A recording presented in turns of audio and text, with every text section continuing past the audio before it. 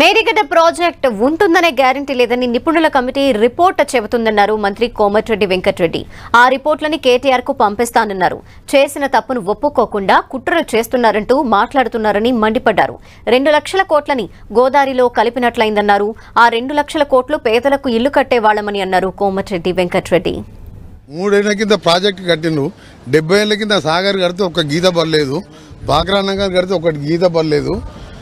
ఇది అందరూ కూడా నిపుణుల కమిటీ నేషనల్ మన NDSA వాళ్ళు రిపోర్ట్ ఇచ్చారు. మాకు రిపోర్ట్ క్యాబినెట్ మినిస్టర్లు అందరికీ కూడా మాకు సర్క్యులేట్ చేసారు. ఇప్పుడు తాత్కాలికంగా రిపేర్ చేసినా ఈ ఫ్యూచర్లో ఈ 3 బ్యారేజీలు కూడా ఉంటాయని గ్యారంటీ లేదని చెప్పి రిపోర్ట్ కాపీ కేటీఆర్ గారికి మధ్యాహ్నం ఇంటికి పోయిన తర్వాత కాపీ పంపిస్తాం.